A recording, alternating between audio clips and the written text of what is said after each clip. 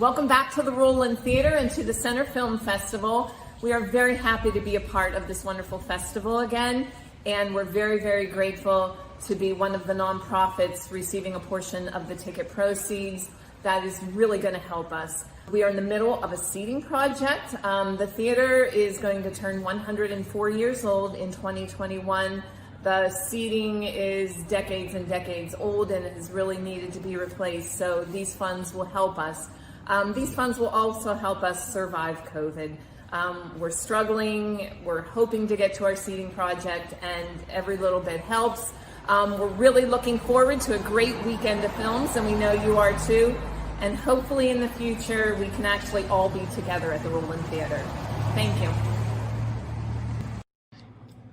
Hi, my name's Ellen Braun, and we're here in Pine Grove Mills, Pennsylvania at Pine Grove Hall. And today we're going to be making a riff on a classic cocktail called the Brown Derby. The Brown Derby is made with bourbon, honey syrup, and grapefruit juice. The drink we're making today is a simple but elegant twist on that, made with 2 parts brandy, 1 part Benedictine, and grapefruit juice. And what are you calling it? It's called the Monk's Cap. Like what you're wearing? As in this, yes, and also in honor of Thelonious Monk.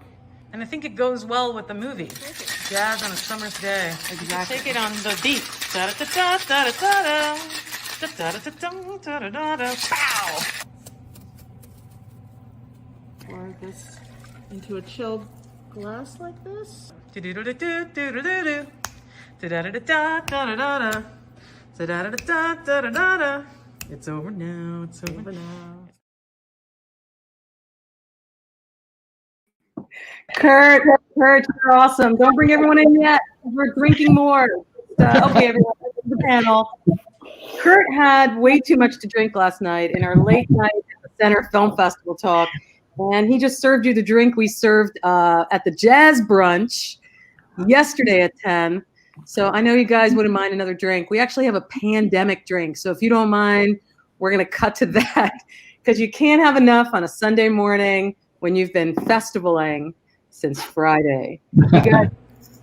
My name's Skerrick, and I will be making a cocktail for you today called the Panacea 2020. So we're going to need some high-quality rye whiskey. Today we're going to use Michter's, some Scotch whiskey, preferably something smoky like Lefroy, fresh lemon, either honey or Benedictine liqueur, and if you have a bottle of red wine laying around, we'll put it to use. You can use an ounce of egg whites, 1.5 ounces of rye whiskey, 1/3 to 1/2 ounce of Lefroy Scotch. A secret ingredient of mine is turmeric tincture. It's literally turmeric and vodka. That's all. Put a little bit of lemon juice. Yum. 1/2 ounce, and some simple syrup. The crap out of it.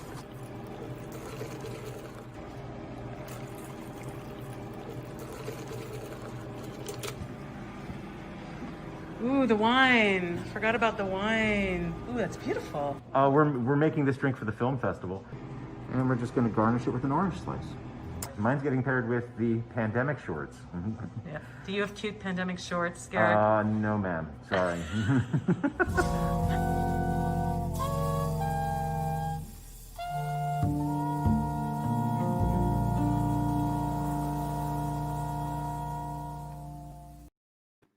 Welcome back, everybody. We're just so happy to have everybody here to have a conversation with us about your pandemic shorts. And before we start, just to give you a little bit of context, we are normally at the Roland Theater, which you just saw the little clip about. Pine Grove Hall is also brand new. I want to say it's a bar restaurant, but it actually has a lot of really interesting history. So one of the things we hope to do is bring all of you back again next year and give you a taste of what is happening here in Center County. One of the things happening here in Center County is Kevin Hagopian. He is one of our favorites. I think people know that there's always that one professor everybody talks about. That's Kevin Hagopian, our film historian. He is an incredible discussant when it comes to films. I asked him specifically to host Ya'Ke, Nitzan, and Tony, three people I've actually known from before, to have this conversation, because you're all coming from such different approaches, not just in this particular block, but as filmmakers in general. I think this conversation is going to be interesting, and I can't think of anyone else but Kevin to be able to manage all the different threads that'll pull together this tapestry of filmmakers who know how to pick up a camera and in the moment tell stories that are happening as we're going through them. And none of them are necessarily documentaries. So one is kind of an experimental documentary approach, as you know, because you've seen it. The other is this way of kind of capturing the actual moment, actors who aren't getting hired. There's no work out there. And Nitzan, a writer who's like, let's just do this, and gathering all this energy. And Ya'Ke, who's always creating these beautiful films. And I watch these and I'm like, how's he doing this in the pandemic? So, so despite all of the challenges, still making what I consider very poetic storytelling. So I can't wait for all of you to have a great conversation. Happy chat, and I will see you on the other end. Thank you. Thanks, Pearl. So welcome everybody in virtuality to the Center Film Festival. And our founder and curator, Pearl Gluck, was just talking about the very different ways that the three of you have understood the pandemic through your work. I'd like to ask about something that's very similar, actually, about the films, which is the serial form. I think, Nitzan, you refer to it, what you've done, as a constellation of conversations. Ya'Ke, you use a term that you use the notion of the anthology film. Could each of you talk about your decision, the practical influences on your decision to work in the serial form, but also how that worked for you, because it worked really well in all three cases. Maybe Ya'Ke Smith, if we could begin with you. Yes. First, thank you all. Ya'Ke, I'm going to just interrupt you for just a second. Pearl is reminding me to make sure that for people who have not yet seen your work, if each of you could begin just by describing the work in a sentence or two. Of course. Thank you for having me. I'm honored to be here with these other filmmakers. I've not seen your work yet, but I'm looking forward to watching it also. This is cool. So yeah, the Pandemic Chronicles is, in short, an anthology series about, how we're loving, living, grieving, surviving during a pandemic. And it honestly came out of my desire to just make something. I think during the pandemic, we were all obviously, and we are kind of still in our homes. As artists, it was really difficult, I think, to keep going. A lot of artists have said that they couldn't find inspiration. It's really difficult. And for me, I was like, I can't go out and shoot in the traditional way that I've been shooting. So what I'm going to do is I'm going to find individuals who are either quarantining together, who have been in close proximity with each other during the quarantine, and who have production equipment at their disposal. And I contacted all the, the actors and the practitioners that I worked with in the past, and contingent upon what they had with them, I actually crafted narratives around that. So for example, just to give you one, the very first one is about a couple, they've not seen another human being in, a few months, and they decide to, get together, and have some pandemic love, I'll call it that. And it's interesting because the couple that's in the film, they're actually married. The husband is a videographer, so he already shoots video. And so it was me writing something centered around them. And they actually shot each other. So he shot her close ups and everything, and she shot his coverage. And I was, just like we're here right now, I was directing them on Zoom. And I did that for all three pieces. And it was a very different way of working, because I've never directed remotely. And I've never actually directed when I wasn't like on set, able to really pour into the actors. I love working with actors. I love being on set, inspiring them, and really being able to be there and be a coach with them. But that wasn't possible. And so I did it like this virtually. And I think it turned out fairly well. I really didn't want to shoot things in the normal way that they had been shot. Because even for me, there was a certain aesthetic that I have, and I wanted to capture that, but I also wanted to do something that really captured the ways in which, again, we are dealing with this current moment. And so out of that came the Pandemic Chronicles. Yeah. Thank you, Ya'Ke. Nitzan, what about you? Your choice to use the serial format, again, dictated by circumstances, but then you use that to your real advantage as a filmmaker. Tell us about the film, first of all, what it is. Sure. So it's a series, I guess. No, it's officially a series because we're in season 2, in the process of making that. So it's called Quarantine, I Love You. And like you said, it's a constellation of these interconnected conversations that take place like this on video chat. So I think that the headspace that I was in when quarantine was starting was really a screenwriting kind of space, because I had a screenplay that I'd been working on, and I was supposed to have a reading with some really great actors in New York, where I live. But of course, everything fell apart. And I had another like feature-length screenplay that I was working on, but I felt like I was very distracted and obviously just in a totally different kind of frame of mind, and wasn't able to work on that. So I forced myself to just start writing short things that I could finish like in an hour.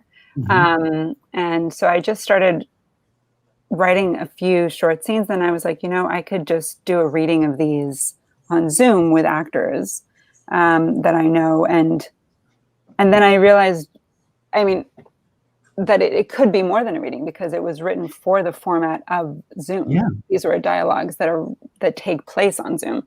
And so I decided to record them, and they became these episodes, and then I created more.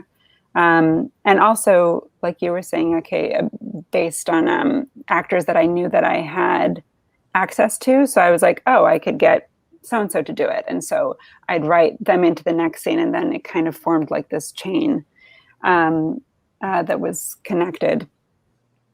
And then what kind of happened towards the end is I made these 7 episodes. I was like, okay, I'll make 7 episodes, and then I'll release all of them together, like one for each day of the week.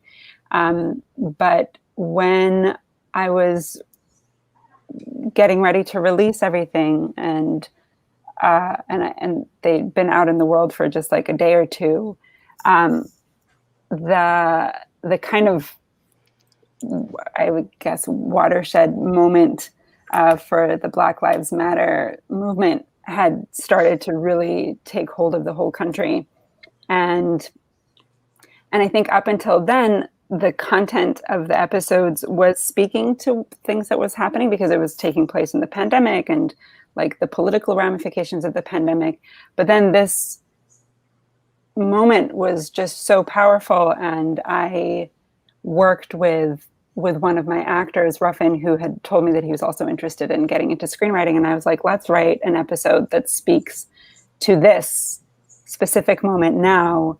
And of course, he was in a much better place to contribute to that script. And so we wrote it and shot it in a week. And then that kind of helped me understand what this series was about. And so now for the past several weeks, I've been making season 2, which I've been writing and shooting and editing and releasing one a week leading up to the election. So really kind of embracing the format of responding to what's happening politically and socially in the country in real time through the series. Nitzan, both you and Ya'Ke use a considerable amount of humor in these works, and they're set in and about a compound of serious times. We're in like 3 or 4 stacked serious times together. Can you talk a little bit, Nitzan, about the use of humor in a time like this? Yeah, I think as you're saying, when things are stacked, So with so many degrees of seriousness, I feel like adding another layer of seriousness to that is just not helpful for me as a viewer or as a creator. So I think the easiest way to kind of dig through those layers is taking them apart with humor, because I think that humor can be a really powerful way to look at things that are serious, and also to kind of soften up the audience so that they can join you in thinking about these serious issues and dialogue with you about these serious issues, because humor is just more approachable. I think gets people's defenses down. Yeah. I mean, there were so many wonderful moments in all of these films. Nitzan, when we were just talking about humor, there's a moment in your work where a very conservative sort of father-in-law character is giving his daughter's partner a hard time and essentially accuses this guy of making risotto. Like accuses him of being a stereotype of a certain kind of creative class, hipster, liberal dude. And it's just a really great moment. Likewise, Ya'Ke, that the moment where,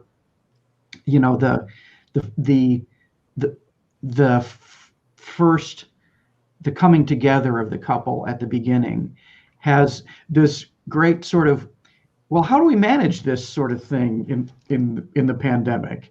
And you totally need to see the film to see the beat that happens kind of as a consequence of that. It's really warm, and it manages to be laugh out loud funny and really just very real. Tony, your film very much, and I keep saying film. These are something more than films. They're anthologies. They're conversations. But Tony, your film, if it's not a film, then what it is a kind of a monologue. It's the most directly autobiographical of the three. Can you describe the work in a sentence? Yeah. The work started out as from the Miller Gallery of Contemporary Art on the Carnegie Mellon campus. They contacted Pittsburgh filmmakers and about creating a piece dealing with COVID, and it had to be shot through a window. This was sort of the standard. So I originally did the first piece, which was the longer one of the three. That was I submitted to them, and that had like all type of installation stuff. You have a big explanation of it, and I turned that into a personal statement that I have, a text on screen. I've always liked text on screen in films, and this film goes back to some works I was doing early in my filmmaking time of a diary type films, and so also what do you do for structure? So I've always ended up going back to 70s structuralism when I'm sort of stuck and going and dealing with math problems. So the first piece I took, the shots are based on COVID. Like the first one shot is 3 seconds long. The next shot is whatever O is in the alphabet, seconds long, VID. And the last shot is 19 seconds for COVID-19.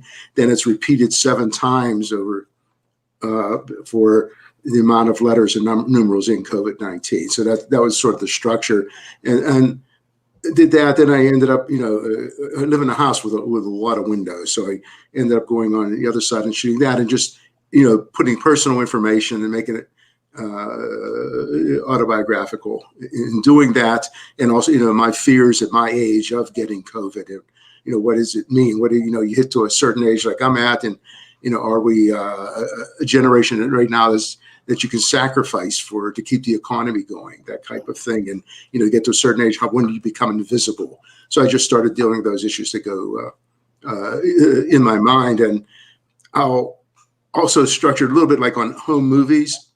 If you remember before video, and like my dad and other people that had the old Kodak, 8mm cameras, you didn't shoot hours on end of someone's graduation. You shot like bursts of 1 minute, 2 minutes, and on one roll of film might be a whole year of your life. You'd shoot a birthday, Christmas or Thanksgiving, and then Easter and somebody else's birthday, and that on a 3-minute roll would be everything. So I'm sort of playing this now with this. I'll probably shoot on Thanksgiving Day and then also on Christmas, then probably not again till Easter, and continue the series going.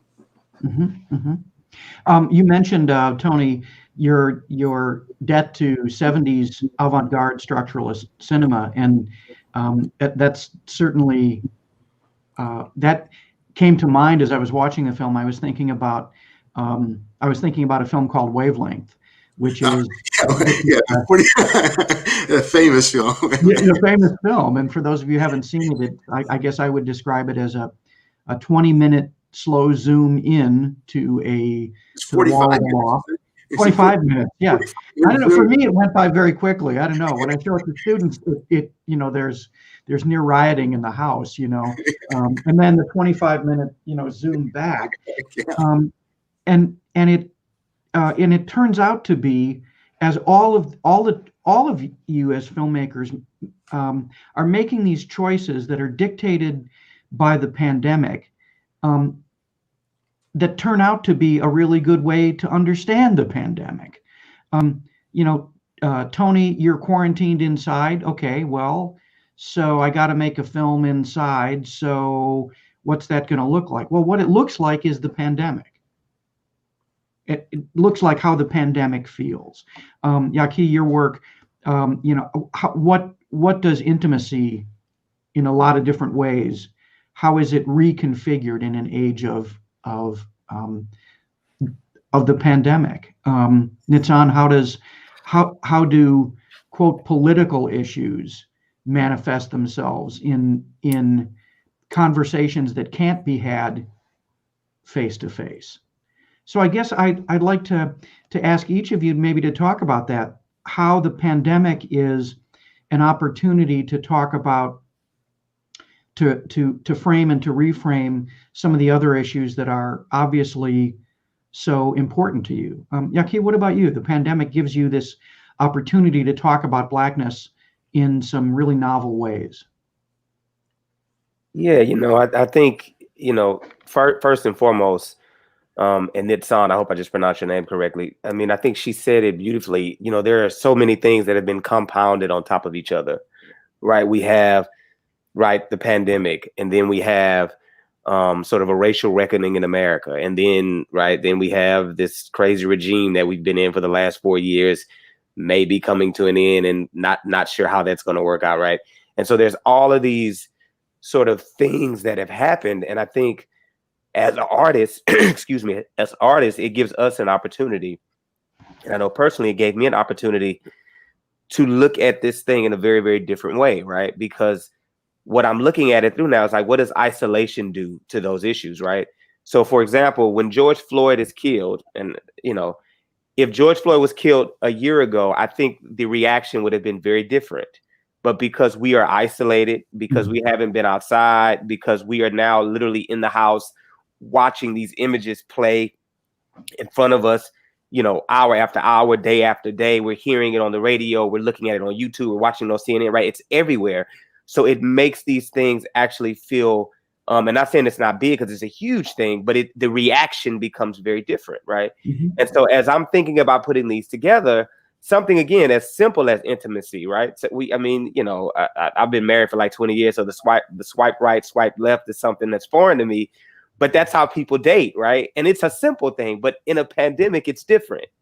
Because now, there was an app called Quarantine Together, right? You swipe right and they ask you, did you wash your hands today? And then after you wash your hands, they say, all right, we're going to start pairing you with other people who wash their hands, right? So it adds another level of complication onto something that, again, 6 months ago was literally swipe left, swipe right, let's go meet, let's go have dinner, let's do whatever. Mm-hmm. And so for me, as I was thinking about these narratives, I was asking myself the question, like, okay, what does it look like when, again, something as simple as, here's a man who, I think 7 months ago, even though he's an immigrant, he probably would have been able to find help, right? Yeah. He would have been able to find, but during the pandemic, what does that really look like? How can he find help? Can he find a test? If he goes and he gets tested and they find out that he's positive, do they deport him? If he goes and just goes to the doctor regardless and finds out that he's negative, do they deport him, right? So all of these sort of simple things have become really, really big. And so again, as I was creating this piece, I was thinking about that, right? These are small moments, simple moments, but the pandemic has created another level of complexity and nuance that I think adds another just level of storytelling to all of these. Mm-hmm. Yeah, Nitzan, what about you? I don't know if I remember what the question is. I was invested in I was wondering about, just as Ya'Ke just said, the way in which the circumstances of the pandemic act to kind of pressurize and change the conditions that you as an artist have probably always been interested in. Mm-hmm. Yeah, definitely. I mean, I think that I've always gravitated towards writing things that that have an element of politics to them, political satire, something like, using humor to kind of look at those issues. And so I think in a way it was this kind of very ripe moment for me to be able to tackle all of these issues in very condensed, small ways that are also very of the moment. And I think it was interesting, the process of making it, because for the actors, I wasn't on set with them, of course. There was no set at all.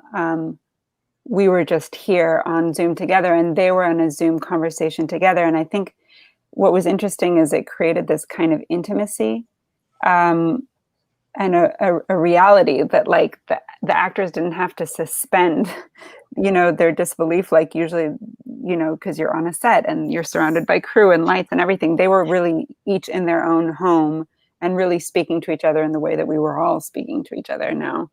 And so I think that having that level of like intimate conversation thrown into the mix in dealing with these politically charged conversations that probably people were really having on Zoom around the country.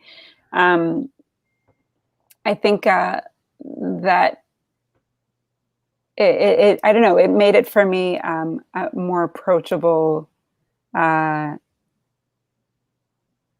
medium to be tackling these kind of hard conversations, like you mentioned, the one with the father-in-law and his son, and it's like there was an immediacy to it, like they were really just talking to each other, and yeah, I think that's maybe one of the reasons that these little Zoom scenes have felt relatable to people who've seen them. Well, Nitzan, I think your work teaches us something about the strange dropping of filters that I think, in some of my experiences, has happened with Zoom conversations.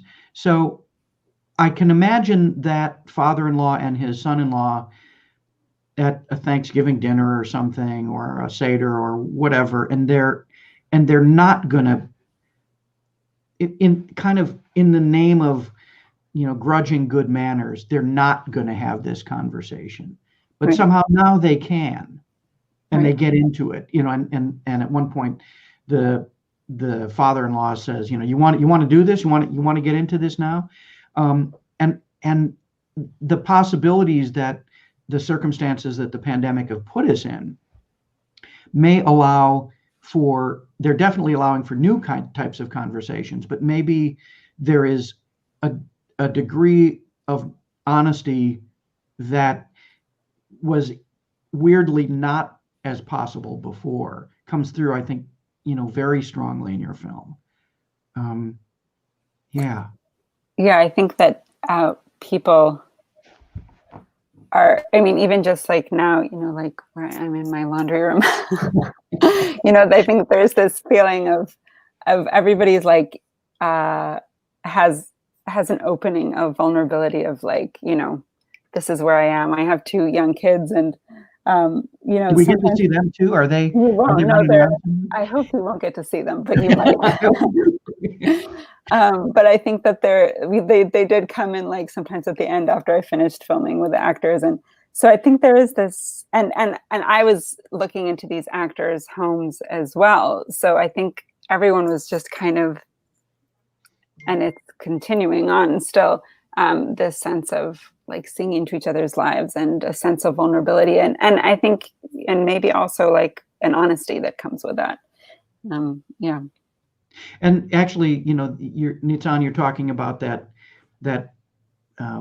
there's arcs are very important in your work. Your previous film was about was autobiographical and about pregnancy and about birth.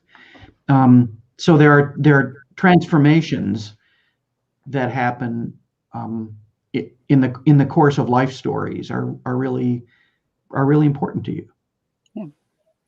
Yes, I agree. Tony, could you talk about how this work evolves out of, or is maybe how it evolves out of previous work that you've done? Because, like, you know, almost everybody else, I first came to your work through Lightning Over Braddock, and this is a much more introspective and of necessity film. But how is recent Tony Buba related to your earlier incarnations as a filmmaker?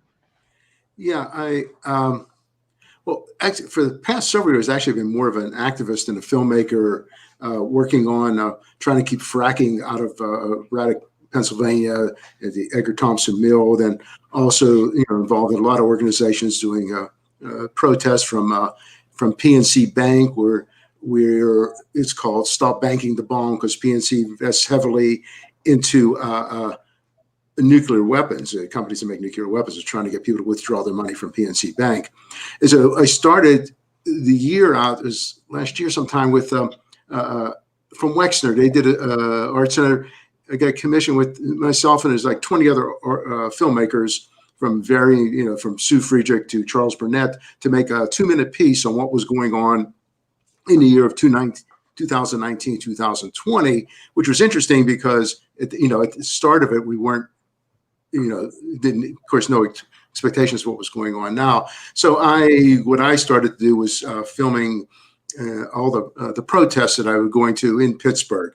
And I have one that's playing with the Wexner piece, but I have a whole series of maybe, actually they're all 2-minute films, and there's about 40 minutes of different protests that went on, and doing it for several reasons. One is to make the short films, but also, I mentioned this the other day, thinking, at my age, what I'm trying to do is film a lot of these demonstrations, so there's material that people can use in the future that'll, they'll be archived, so it isn't just relying on 30-second sound bites that they got from CNN or where they could buy archive material, but to see more of a depth of what was going on in these demonstrations.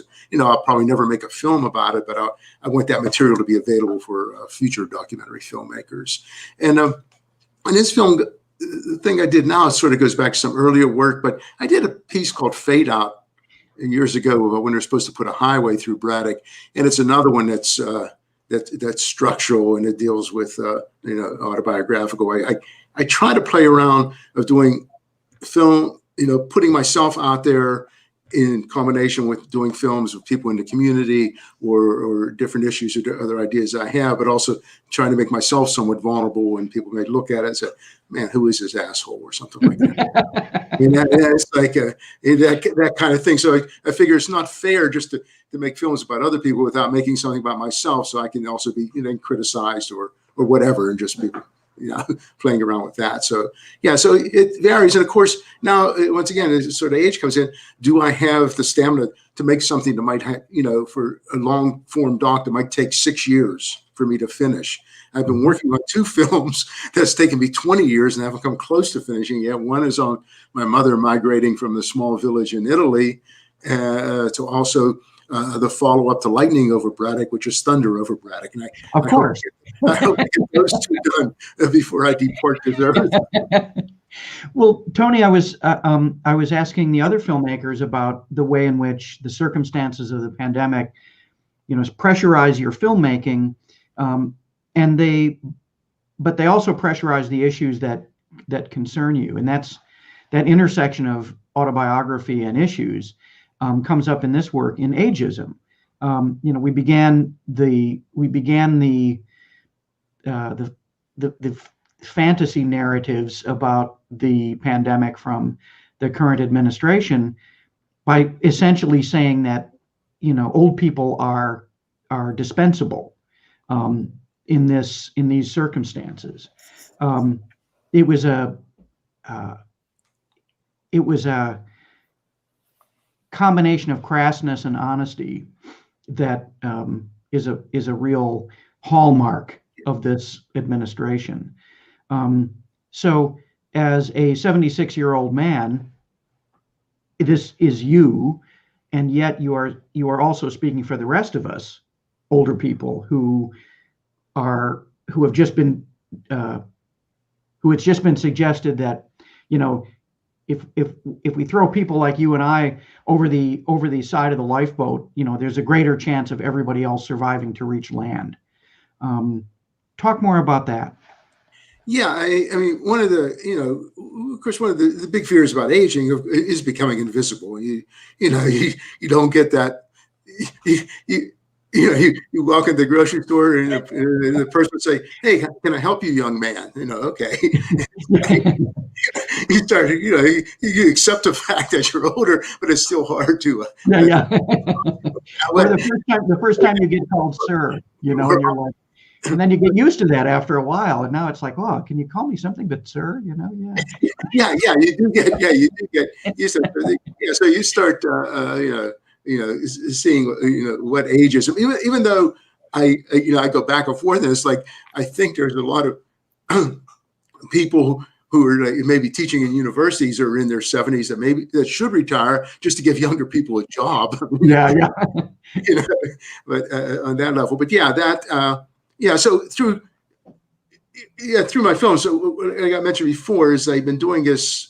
I made the first film on Braddock in 1972, and what I'm trying to do, what I have been doing, is wanted to do this thing where films are short, so they're longer form, but you could watch them over a 2 or 3 day period, and you see this 50-year arc of myself and also the community I live in and the changes that went on. I mean, that's still the whole main thing going on. Also, with the political issues, I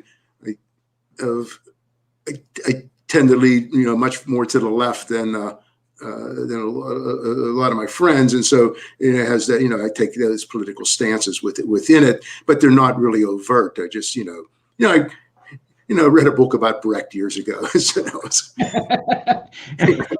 and it's ruined you, right, ever since.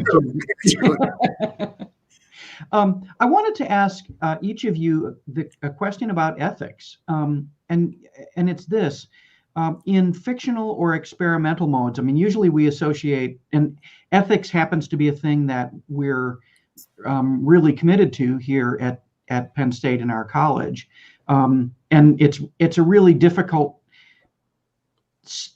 thing to get across to students without giving them a list of, if you do this, you're ethical. If you don't do this, you're not ethical, because it's complicated. But we associate ethics not so much with art, but with truly nonfiction, repertorial, journalistic work. You are fiction filmmakers. You are experimental filmmakers.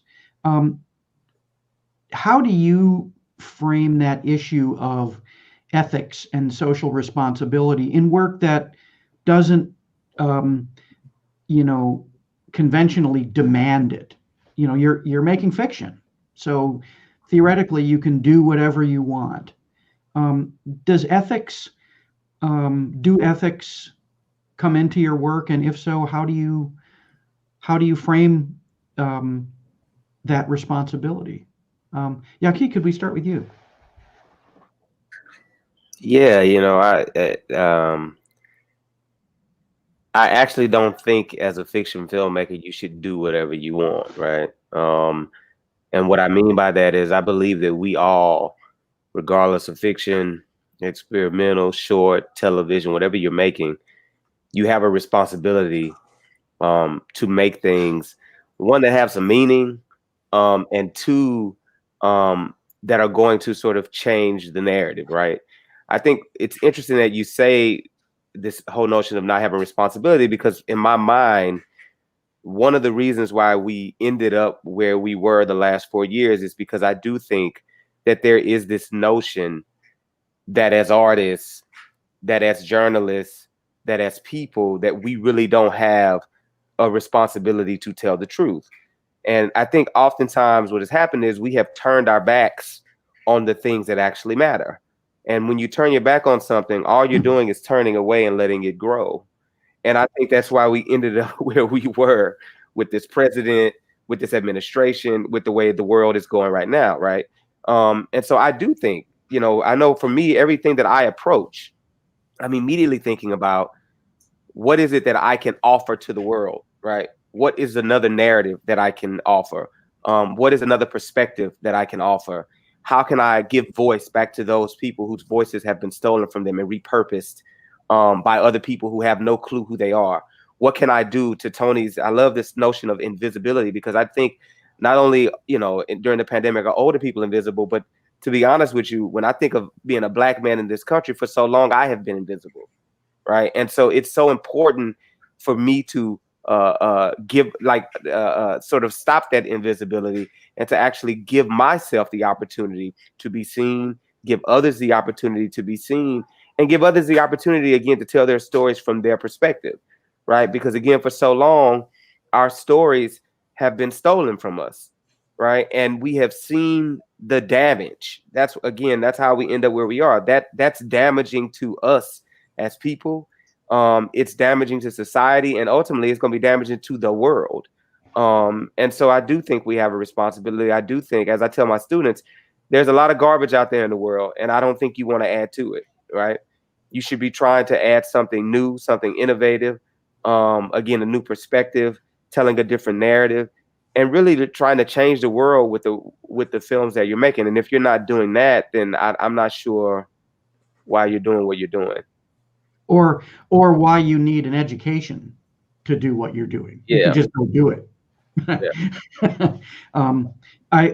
Thinking of that, as you say that, I'm just thinking about the one panel of your film where you just using film technique, you take us, you tell the immigrant story in the context of the pandemic by standing with that character and looking out at the world from where that character is in that confined social and physical space.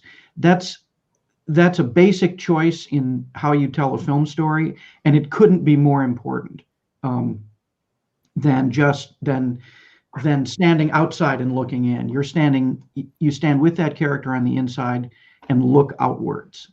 Tony, when you were talking about documenting protest events from inside the space of the protest, and leaving that as a legacy for documentarists and other filmmakers and just people who want to find out what it was like.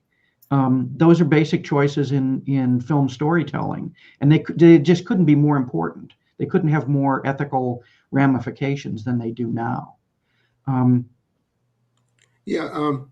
It's. I mean, it was a change for me when I first started, making films about operatic. I mean, the demographics has changed. When I was first started films, the community was probably 70% white and 30% African American, and now it's switched, maybe 80% African American, 20% white. So, so how do I keep making films? I mean, I want to do it, but so I have to work much closer with people within the community, because I can't, I don't feel justified of just going out and making a documentary without total input from the people around. I mean, example, when I did Struggles in Steel, a story of African American steel workers, I mean, I would never have made the film if it wasn't for my high school friend, Ray Henderson, who co-directed it and co-produced it. And we stayed friends all those years. If it wasn't for Ray, I wouldn't have been able to even come close of doing that piece, because it's just, I wouldn't be able to give it the proper voice that it needed. And so that, that, and in terms of other ethical issues, I was thinking years ago, I filmed a lot of Braddock Council, and I have this one segment where the council members got in fighting with each other, so they start throwing chairs and tables at each other. I could have cut something together that I'm sure would have played at a lot of festivals, but what would have been the purpose of it? People would just say, no wonder they can't get anything done in that community. Look how they fight with each other. So I've sat on that footage now for 25 years.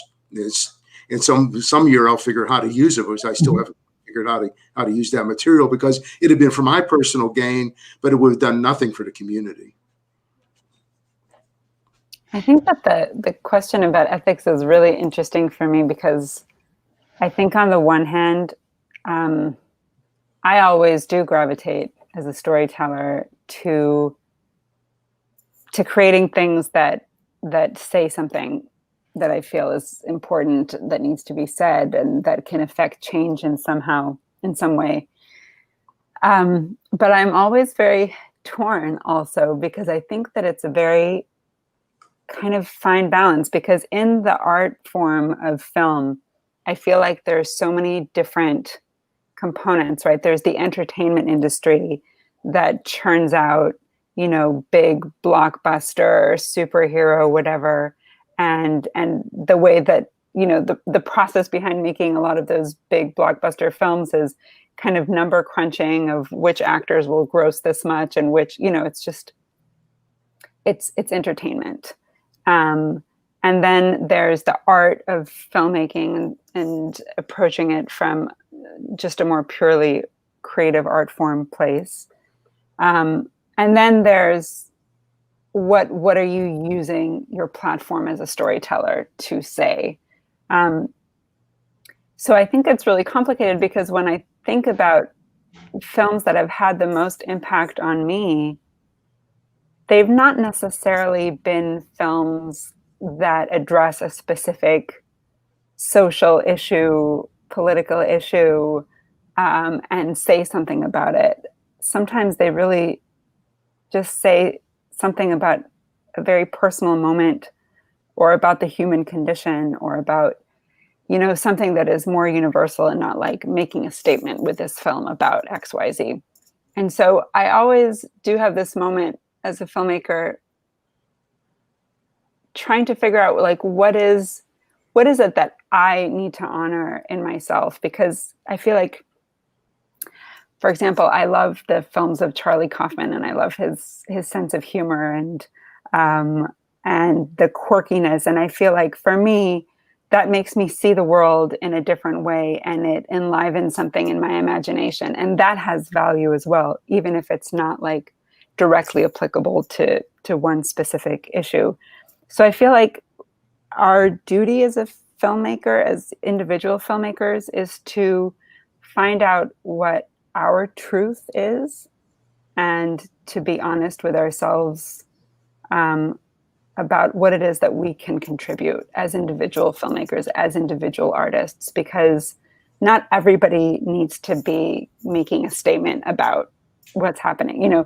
I feel like there's plenty of room for us as artists to kind of explore what truths we want to burrow deep into, and what we want to excavate from that. And then we share that with the audience in the best way that we can.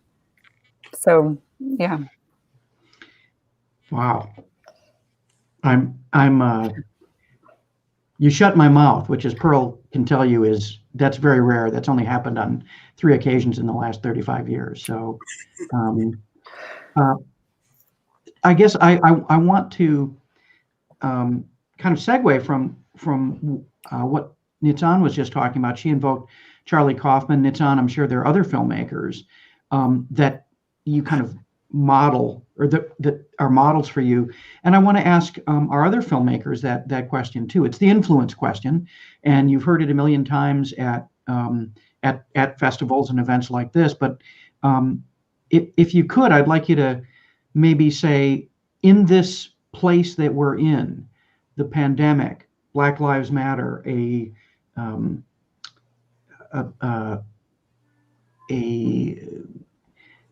anti-democratic regime, climate change, and looming ecological catastrophe. What now? You're all mature, experienced filmmakers. Now, what films or other artworks make a special difference for you? Ya'Ke, what about you first? Yeah, sorry, I have a kid on me.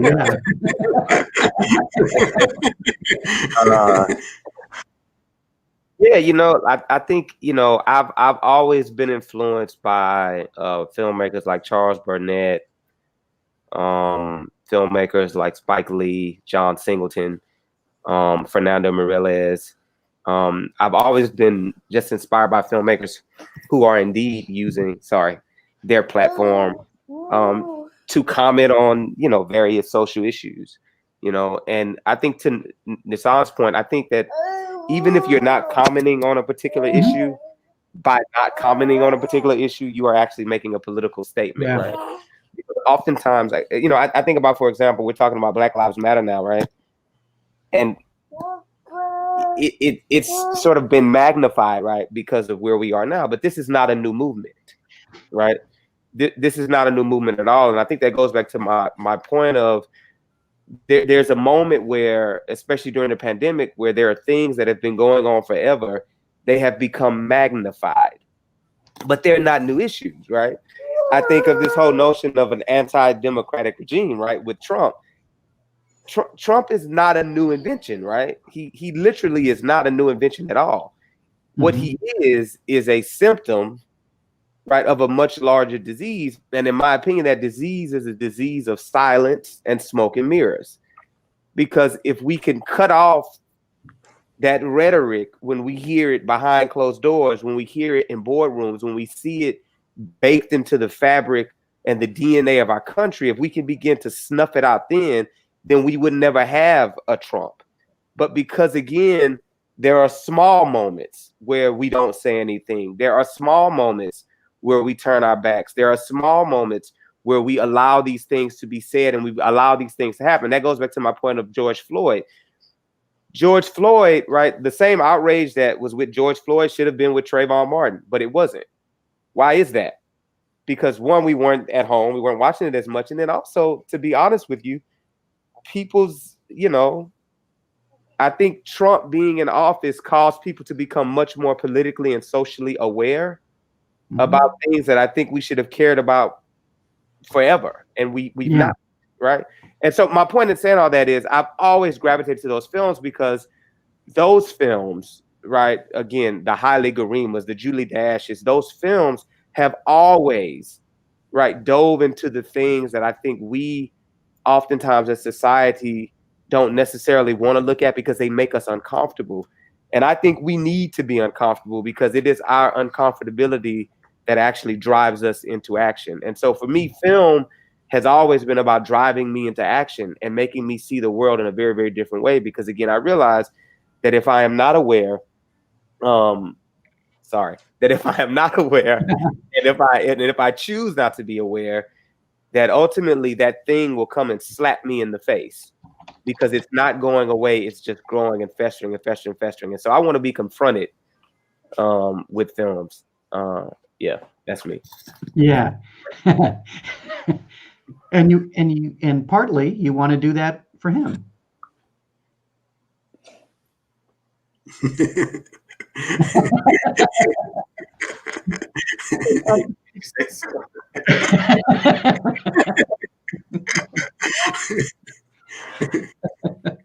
You might, Ya'Ke, you might work on his shyness.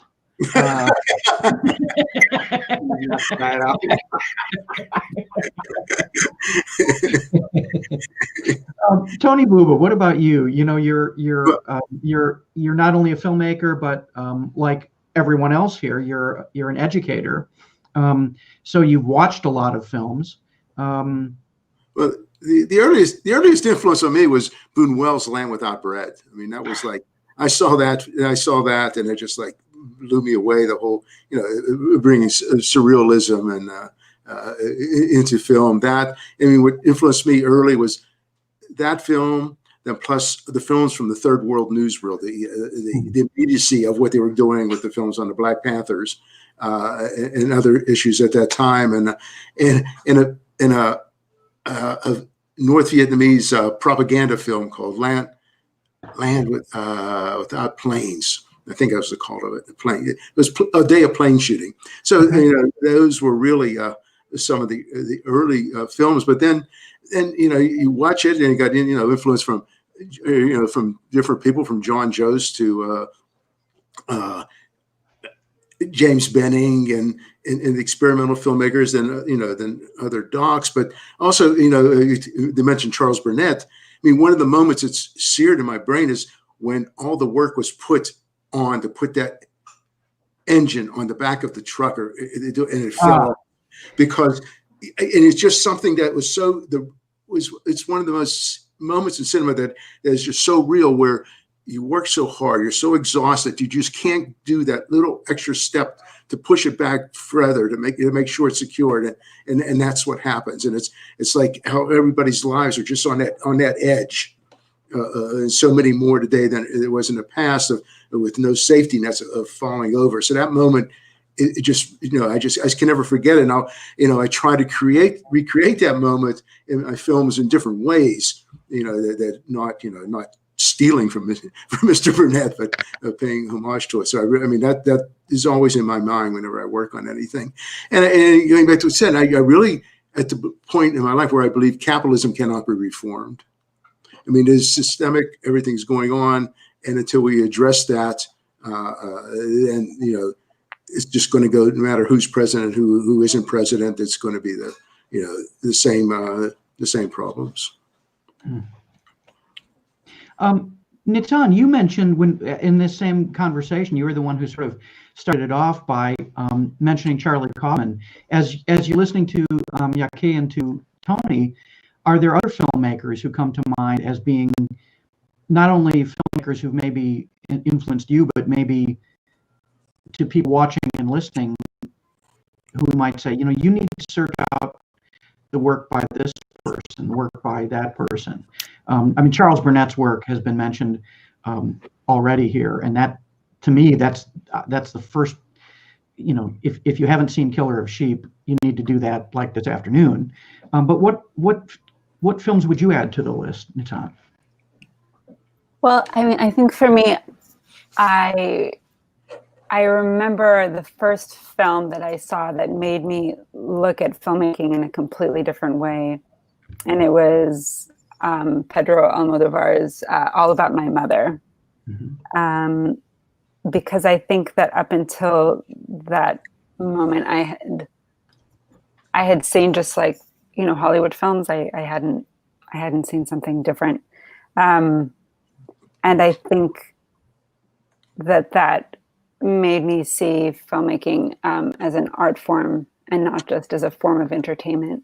And I've been a big fan of all of his films. I think it's funny, but maybe before I was interested in filmmaking, really as a young girl, what I was most interested in was poetry and writing poetry. And that's probably the first thing I ever wrote was poems.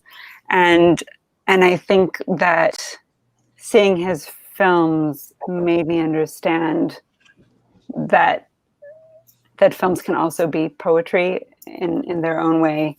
And that was very inspiring for me.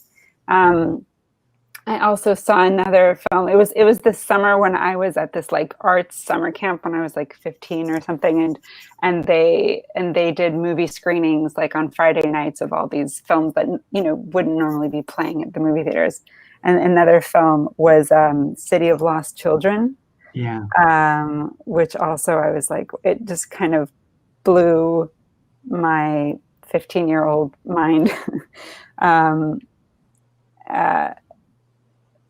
Yeah, and that kind of goes back to what I was saying before, that on the one hand, as a filmmaker, I really do gravitate towards making things that say something that's political or about social activism in one way or another. But I have a lot of appreciation for films that are kind of just delving into the complexity of being human in our minds and our imaginations. I find that to be very inspiring to watch. Well, me too. And this conversation has brought exactly those qualities to the fore in the work that each of you are doing. It is work that is appropriate and specific to the intersection of strangeness and sadness that we're in. But it's also work that is going to be valuable going forward in the ways that Tony talked about, but also in other ways of getting us to think and be more human. I just want to mention one more person. Like coming out of Braddock, there's been, different artists at different time. Of course, probably the greatest artist come out of Braddock now is LaToya Ruby Frazier, who's really continuing, and her work is just incredible in photography and the videos she does. Great. Thank you very much, Tony and Ya'Ke and Nitzan, for your films and your ideas. And I'd like to bring Pearl back into the conversation to sort of wrap things up. Pearl. Yeah, I mean, there's really not that much more to add. And there's so much more to add from you. I don't want to stop listening to all of you. I usually throw in a last question, but my goodness, you've covered so much material. I want to share with you a comment that someone made. This is from Rod Bingaman, who in his own right is an engaging storyteller and filmmaker. He and his wife, Marsha, have Mom and Pop Productions here in State College, and they teach our students here at Penn State for years. So they themselves are great inspirations. And Rod writes, great discussion. I am inspired and humbled. So I couldn't agree more. I think that's a great sentiment to end on. I will continue to watch your work. I hope we have all of you back here again next year.